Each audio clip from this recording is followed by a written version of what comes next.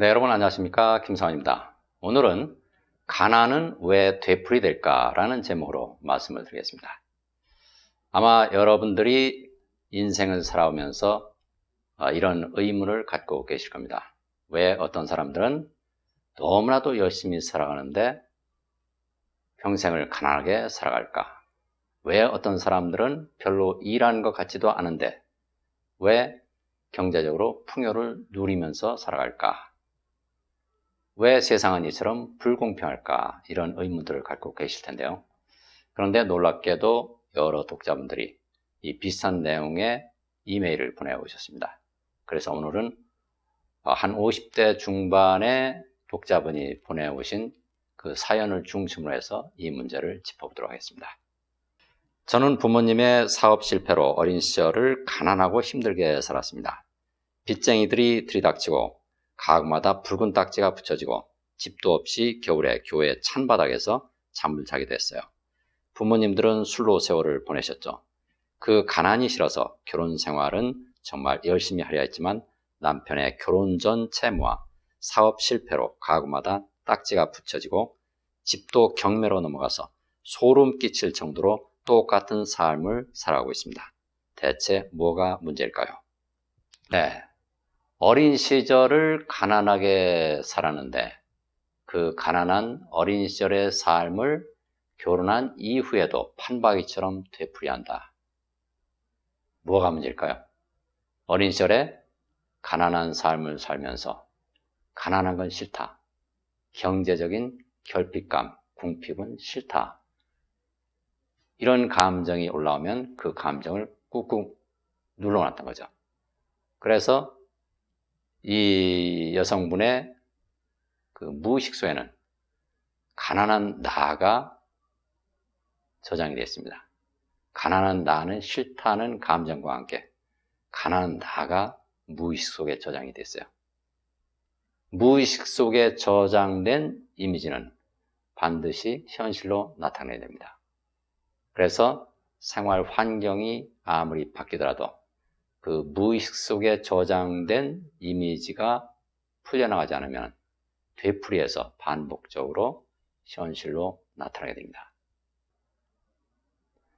그런데 이런 결핍감, 궁핍감은 왜 생기는 걸까요? 우리 두뇌의 한가운데, 정가운데에는 이 편도체, 아미그달라라는 이 생존을 책임진 작은 두뇌, 이 밤톨만한 두뇌가 한 쌍이 들어있습니다. 이 두뇌는 이 모든 상황, 모든 사람을 즉각적으로, 무의식적으로 두 가지로 분류를 합니다. 생존에 유리하다고 판단되면 좋다라고 분류해서 붙잡으려 들고요. 생존에 불리하다라는 느낌이 들면 싫다라고 분류해서 외면하게 돼요. 억누르게 됩니다. 그런데 이 가난한 나는 싫다라는 감정과 함께 가난한 나라는 이미지가 무의식 공간에 저장이 되면은 나도 가난한 삶을 살게 되지만 자녀들도 가난한 삶을 대물림으로 이어받게 됩니다. 왜 그럴까요? 그것은 이 무의식 공간 속에 가난한 나가 이렇게 저장이 되면 내가 아이를 낳을 때 그 무의식 공간 속에서 아이를 낳게 되죠. 그러면 그 무의식 공간 속에서 태어난 아이도 똑같은 무의식 공간을 갖고 살아가게 됩니다. 그래서 대물림 되는 거죠. 그래서 이 무의식 공간을 정화시키는 것이 참으로 중요한 일입니다.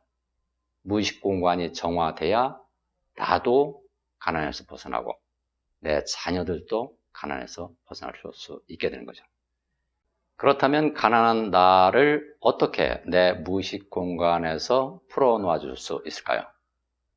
그것은 가난한 나라는 그 이미지가 올라올 때마다 그 감정이 올라오죠. 그러면 그 감정을 있는 그대로 존중해주고 바라보면 됩니다.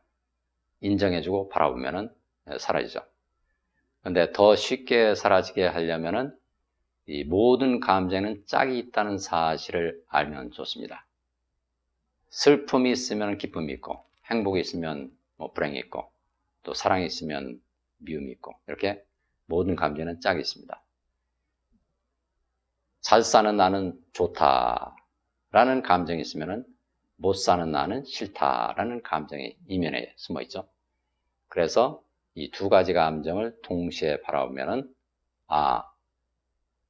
이 두 가지 감정들이 실제로 존재하는 건 아니구나. 좋다는 감정, 즉 플러스 에너지, 이면에는 반드시 싫다는 감정, 마이너스 에너지가 같이 존재하는구나. 이 두 가지 감정이 번갈아 가면서 나타나는구나. 이 두 가지 플러스 마이너스 감정을 합치면 제로가 되는구나. 사랑이라는 감정, 이 플러스 감정과 미움이라는 마이너스 감정도 역시 합치면 제로가 되는데 실제로 존재하지는 않는데 번갈아 가면서 나타나는 거구나. 내가 어떤 사람과 어떤 사람에 대해서 사랑을 느낄 때, 사람 간의 사랑입니다. 어떤 사람과 사랑을 느낄 때, 사랑을 경험하고 나면은 그 사랑이 끝나면 반드시 이면에 숨어있던 미움이라는 감정이, 정반대되는 감정이 올라오죠. 그래서 그 미움이라는 감정을 경험하게 되죠.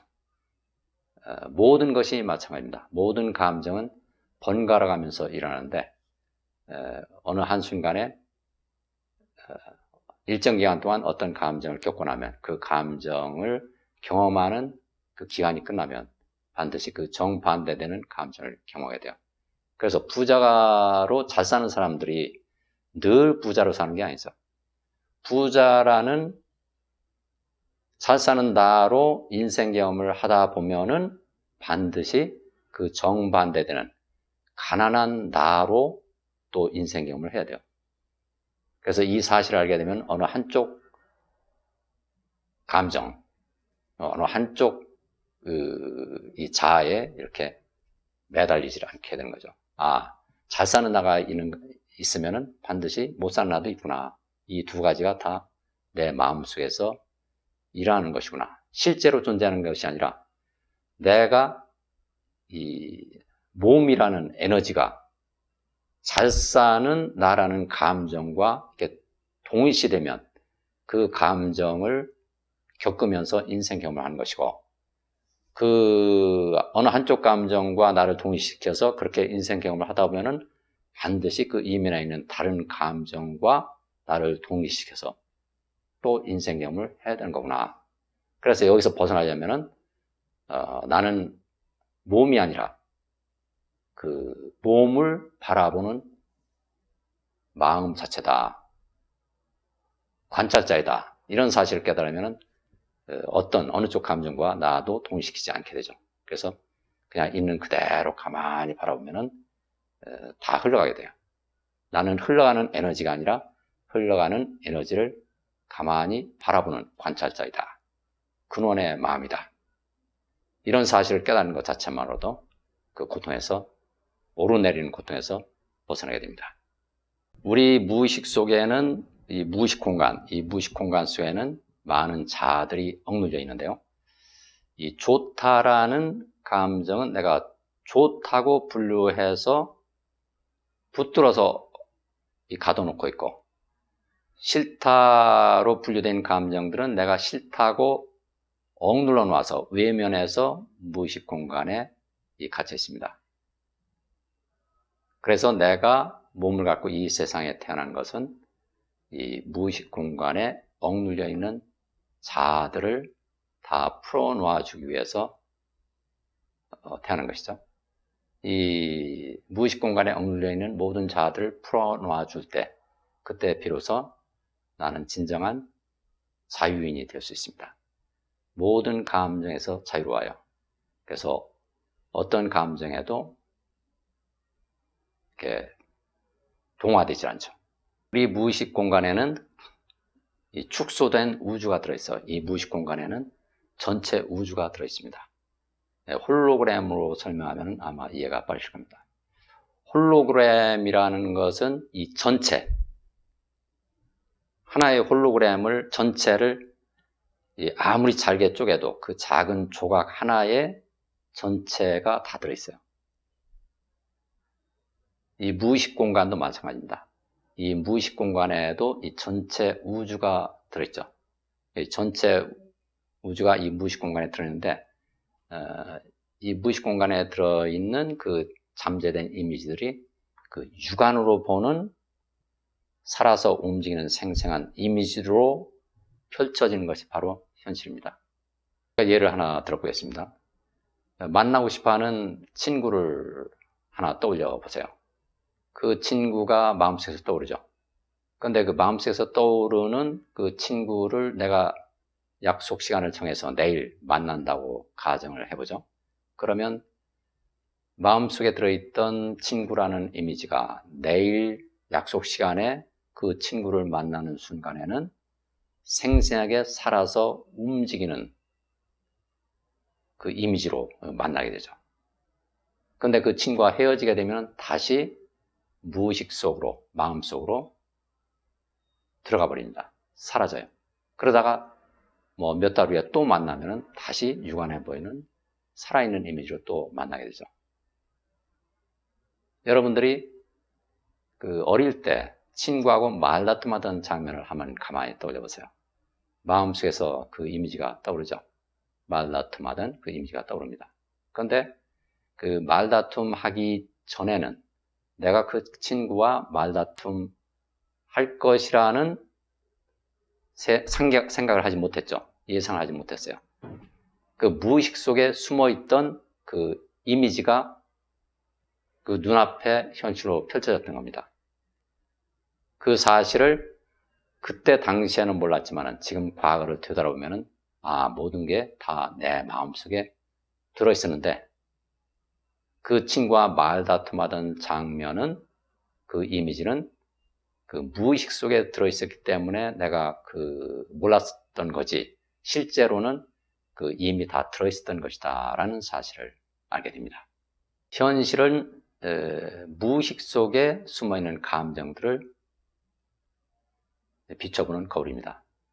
현실 속에서 세상 경험을 하면서 올라오는 감정들이, 온갖 감정들이 오르내리죠.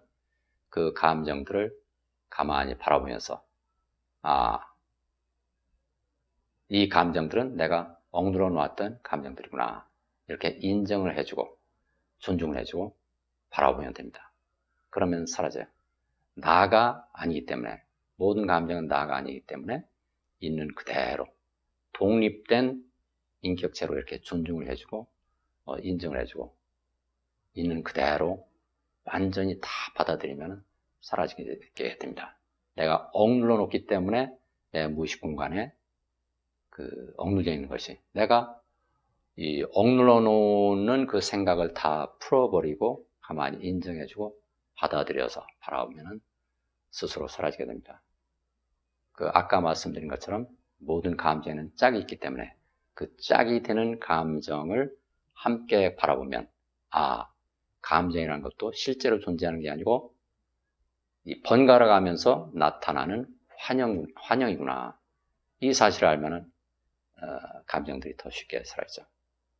그래서 우리가 이 세상에 태어난 것은 이 무의식 공간에 억눌러 놓은 이 감정들, 응어진 감정들을 풀어놓기 위해서 태어난 것이다. 이 현실을 거울 삼아서 내 마음을